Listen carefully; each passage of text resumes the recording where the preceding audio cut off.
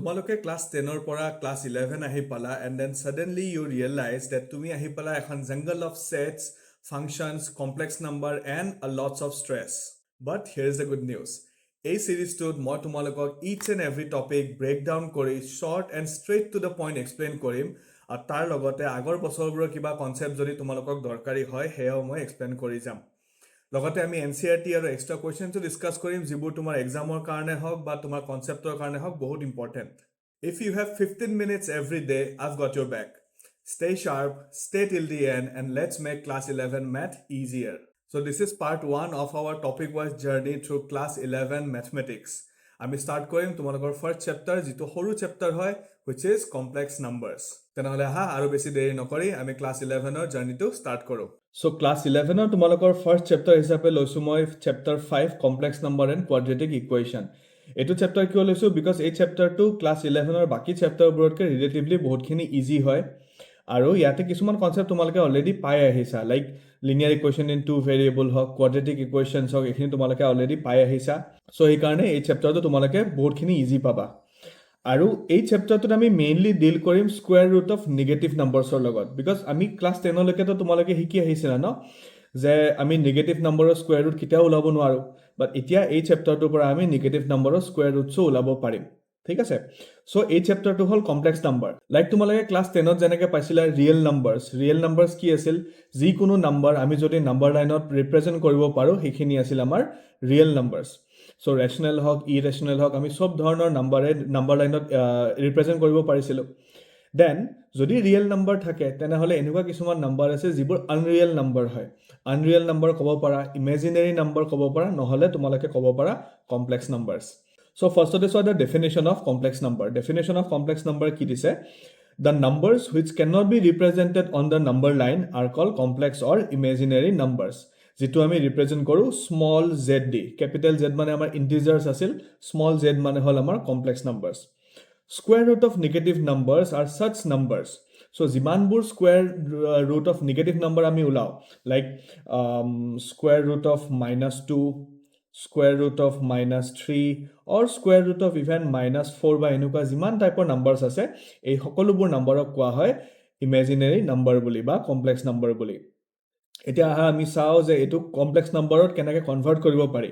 বা আমি আগতে কৈছিলো না যে square root of negative numbers আমি উলাব নোৱাৰো সো এতিয়া চাও আমি কেনেকৈ উলাব পাৰি সো ইয়াতে আমাক এই বস্তুটো দিয়া আছে কি it is denoted by i যেটো ইমাজিনাৰী নাম্বাৰ আছে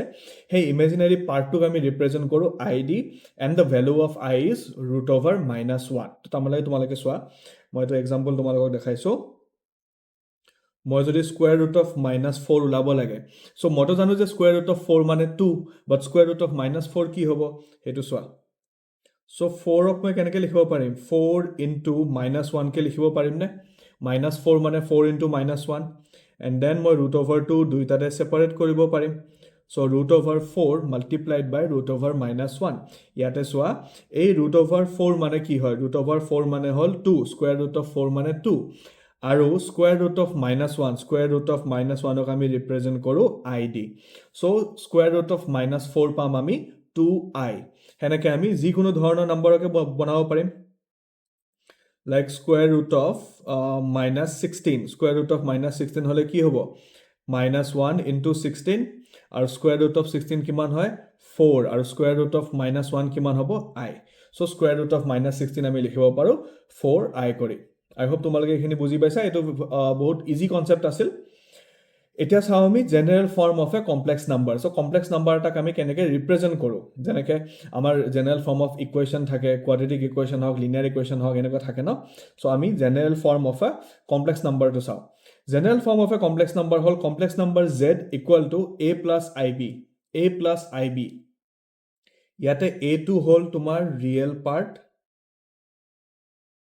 A to whole real part and B to whole imaginary part. Imaginary বা complex part বুলি ক'ব পাৰো আমি আৰু I টোৱে কি ৰিপ্ৰেজেন্ট কৰে যে হেতু imaginary হয় বা হেতু complex হয় ঠিক আছে মই যদি ফৰ এক্সাম্পল তোমালোকক এটা এনেকুৱা কমপ্লেক্স নাম্বাৰ এটা দেখাও যে z = 2 + i3 2 + i3 যদি দেখাও তাৰমানে ইয়াতে কি হ'ব 2 টো হল ৰিয়েল নাম্বাৰ বা ৰিয়েল পাৰ্ট বুলি আমি ক'ব পাৰোঁ আৰু 3টো হ'ল আমাৰ কমপ্লেক্স পাৰ্ট বা কমপ্লেক্স নাম্বাৰ আৰু এজ এ হ'ল আমি যেনেকৈ ক্লোজাৰ প্ৰপাৰ্টি পাইছিলোঁ যে দুটা ৰেচনেল নাম্বাৰ যদি এড কৰোঁ এনচাৰটো ৰেচনেলে হ'ব চ' চিমিলাৰলি ইয়াতে যদি এটা কমপ্লেক্স নাম্বাৰ আৰু এটা ৰিয়েল নাম্বাৰ তোমালোকে এড কৰা বা ছাবট্ৰেক্ট কৰা তোমালোকে এনচাৰটো এটা কমপ্লেক্স নাম্বাৰে পাবা আই হোপ তোমালোকৰ এইখিনি বস্তু ক্লিয়াৰ হৈছে এতিয়া আহা আমি চাওঁ এটা কুৱেশ্যন এটা সৰু কুৱেশ্যন যিটো কুৱেশ্যনৰ পৰা আমি x আৰু y ভেলুজটো ওলাব লাগে তো চোৱা ইয়াতে দিছে কি if 4x plus I 3x minus y equal to 3 plus I minus 6 where x and y are real numbers then find the value of x and y এইটো একদম সিম্পল কুৱেশ্যন হয় তো চোৱা ইয়াতে দিছে 4x plus I 3x minus y equal to 3 plus I minus 6 এতিয়া তোমালোকে যদি ভালকে অবজাৰ্ভ কৰা এই সাইডটো কেনেকৈ আছে a plus I b ফৰ্মত আছে আৰু এই সাইডটো a plus I b ফৰ্মত আছে হয়নে এতিয়া চোৱা বোথ সাইডত আমি কমপ্লেক্স নাম্বাৰ পাইছো বোথ সাইডতে সৰি লেফট হ্যান্ড সাইডত আমাৰ কিছুমান আননোন ভেৰিয়েবল আছে এতিয়া দুইটা কমপ্লেক্স নাম্বাৰ যেহেতু ইকুৱেল বুলি কৈছে তেনেহলে হিহঁতৰ কি হ'ব ৰিয়েল পাৰ্টখিনিও ইকুৱেল হ'ব ইমেজিনাৰী পাৰ্টখিনিও ইকুৱেল হ'ব এইটো আমাৰ নাম্বাৰছৰ লগত সেম হয় লাইক 3 ইকুৱেল টু 3 লিখিব পাৰিম 3 plus 4 equal to 3 plus 4 লিখিব পাৰিম হয়নে so both side corresponding parts কিটা যেতিয়া ইকুৱেল হ'ব তেতিয়াহে আমি নাম্বাৰছ কিটা ইকুৱেল বুলি ক'ব পাৰিম সো ইয়াতে চোৱা মই সেইকাৰণে ডাইৰেক্ট লিখিব পাৰিম by comparing real and imaginary parts আমি কি লিখিব পাৰিম ইয়াৰে লেফট হ্যান্ড সাইডৰ ৰিয়েল পাৰ্টটো আছিল 4x আৰু ৰাইট হ্যান্ড সাইডৰ ৰিয়েল পাৰ্ট আছিল 3 সো মই লিখিব পাৰিম নে যে 4x equal to 3 and left hand সাইডৰ ইমেজিনাৰী পাৰ্ট কি আছিল -6 আছিল আৰু ৰাইট হ্যান্ড সাইডৰ ইমেজিনাৰী পাৰ্ট কি হয় 3x - y হয় তাৰ মানে 3x - y equal to -6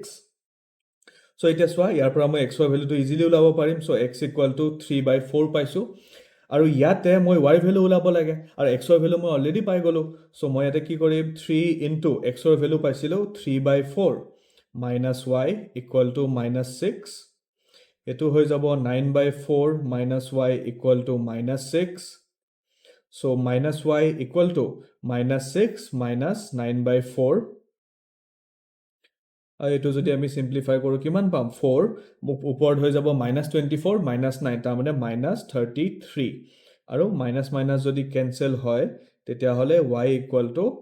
33/4 right so আমি x আৰু y দুটা ৰিয়েল নাম্বাৰ পালো so লাষ্টত তোমালোকে লিখি দিব পাৰা যে x equal to 3/4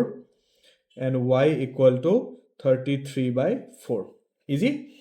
so I hope তোমালোকে কমপ্লেক্স নাম্বাৰৰ বেসিক্স খিনি বুজি পাইছা কমপ্লেক্স নাম্বাৰ কাক কয় কমপ্লেক্স নাম্বাৰ কেনেকুৱা হয় আৰু কমপ্লেক্স নাম্বাৰ কেনেকে ইউজ কৰিব পাৰো আমি হেতু তোমালোকে এতিয়ালৈকে বুজি পাইছা এটা নেক্সট ভিডিওটোত আমি চাম যে i যেটো আছে যেটো √(-1) তাৰ ভ্যালুজ কেনেকে ওলাব পাৰি বা তাৰ ভ্যালুজ খিনি কেনেকে চেঞ্জ হয় so I hope to see you in the next video যদি তুমি লাষ্টলৈ আছা then congratulations you are not just watching math you are leveling up